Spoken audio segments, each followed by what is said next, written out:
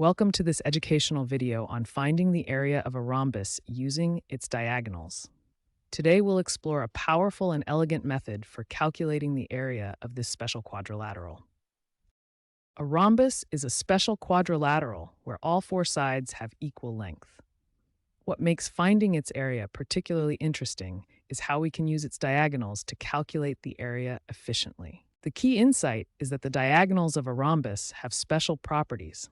They intersect at right angles and bisect each other, creating four congruent right triangles. This leads us to our key formula for finding the area of a rhombus. The area equals 1/2 times the length of the first diagonal times the length of the second diagonal. This formula works because the diagonals divide the rhombus into four congruent right triangles. The area of the rhombus is simply the sum of the areas of these four triangles, which simplifies to our elegant formula. By the end of this video, you'll be able to confidently find the area of any rhombus when given the lengths of its diagonals. We'll explore the properties that make this formula work, walk through step-by-step calculations, and solve multiple examples together. Before we dive into the area formula, we need to understand what makes a rhombus special. A rhombus is a quadrilateral, which means it has four sides, but it has some very specific properties that set it apart from other four-sided shapes. The most important property of a rhombus is that all four sides have exactly the same length. This is what defines a rhombus: equal side lengths all around. Another key property is that opposite sides are parallel to each other. This means the top and bottom sides never meet, and the left and right sides never meet, no matter how far you extend them. Opposite angles in a rhombus are also equal. If one angle measures 60 degrees, the opposite angle also measures 60 degrees.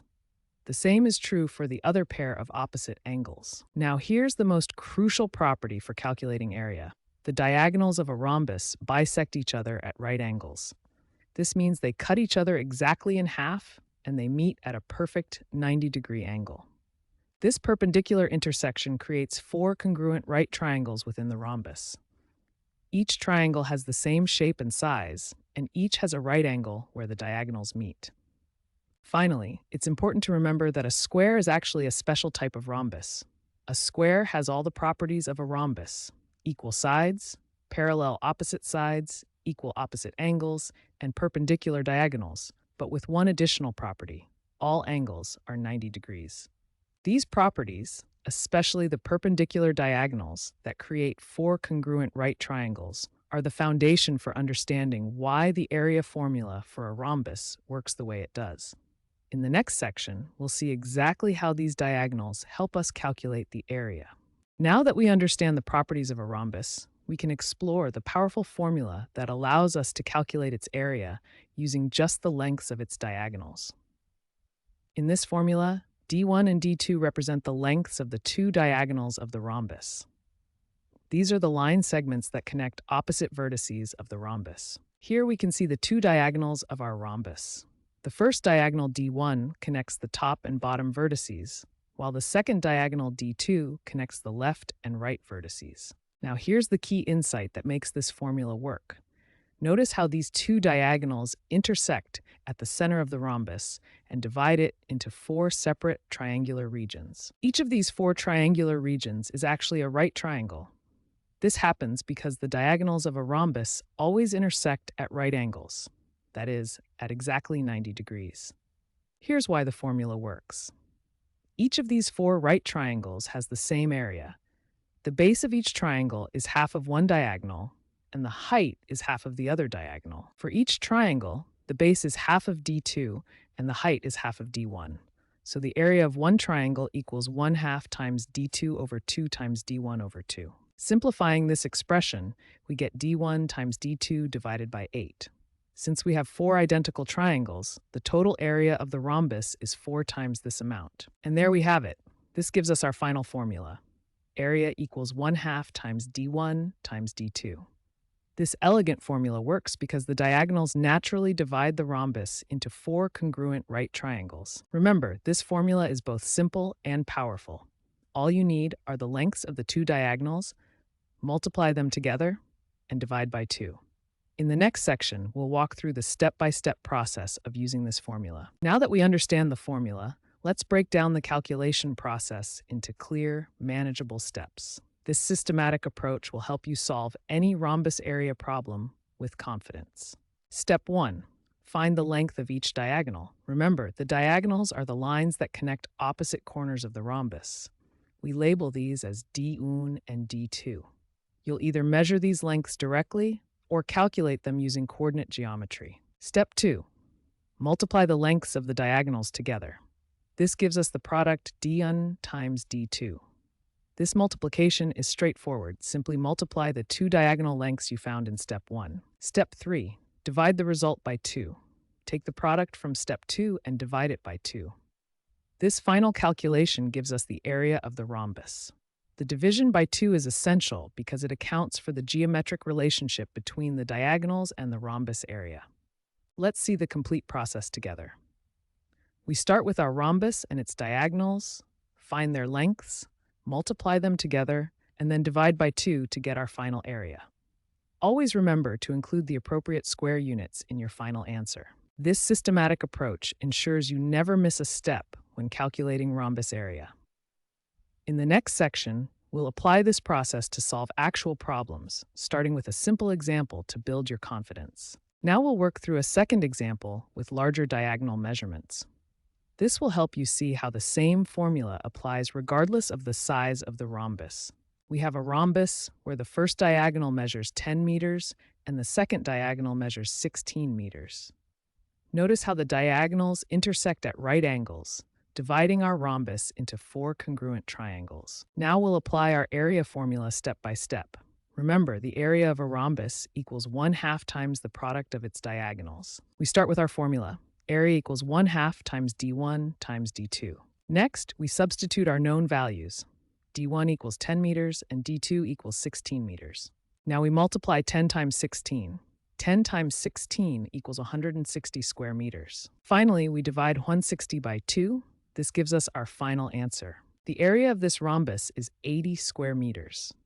Notice how we followed the exact same process as our first example, just with different numbers. This demonstrates an important point. The diagonal formula works for any rhombus, whether the diagonals are small like 6 and 8 or larger like 10 and 16. The process remains exactly the same. Remember, the key insight is that these perpendicular diagonals divide the rhombus into 4 identical right triangles, and our formula calculates the total area by finding half the product of the diagonal lengths. Sometimes in mathematics, we need to work backwards from what we know to find what we don't know. In this section, we'll learn how to find an unknown diagonal when we're given the area of a rhombus and one diagonal. We start with our familiar area formula, but now, instead of using it to find the area, we need to rearrange it to solve for an unknown diagonal. Let's rearrange this step by step. First, we multiply both sides by 2 to eliminate the fraction. Then we divide both sides by the known diagonal to isolate the unknown diagonal. Let's work through our first example.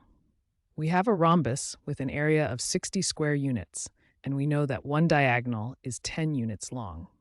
We need to find the length of the second diagonal. Now let's solve this step by step. We use our rearranged formula. D2 equals 2 times the area divided by D1. We substitute our known values, 2 times 60 divided by 10. First, we multiply 2 times 60 to get 120. Finally, we divide 120 by 10 to get 12 units. So the second diagonal is 12 units long. Let's try a more challenging example with decimal values. We have a rhombus with an area of 84.5 square centimeters and one diagonal measuring 13 centimeters. Using the same formula, we substitute our values, 2 times 84.5 divided by 13. We calculate 2 times 84.5 equals 169. Finally, 169 divided by 13 equals exactly 13 centimeters. Notice that both diagonals have the same length, which means this rhombus is actually a square. Let's review the key points for finding an unknown diagonal. Always start by identifying what you know and what you need to find. Use our rearranged formula, work through each calculation step by step, and always check that your answer makes sense. Now that we've worked through several examples, It's important to address some common mistakes students make when finding the area of a rhombus and review the key properties you need to remember. The most common mistake is confusing the diagonals with the sides of the rhombus. Students often try to use the side length in the area formula, but this is incorrect. The correct approach is to always use the lengths of the diagonals in the area formula. Remember, the area equals 1/2 times the product of the two diagonals. Another common mistake is assuming that all rhombuses are squares. While a square is indeed a special type of rhombus where all angles are 90 degrees, most rhombuses are not squares. Now, here are the key properties of a rhombus that you must remember. First, all four sides of a rhombus are equal in length. Second, the diagonals of a rhombus bisect each other at right angles. This means they cut each other in half and meet at a 90-degree angle. Third, and most importantly for our calculations, the area of a rhombus equals 1/2 times the product of its two diagonals. Finally, remember that squares are just special cases of rhombuses, where all angles are 90 degrees. Every square is a rhombus, but not every rhombus is a square. Understanding these properties and avoiding common mistakes will help you confidently solve any rhombus area problem. Always remember to use the diagonals, not the sides, in your area calculations.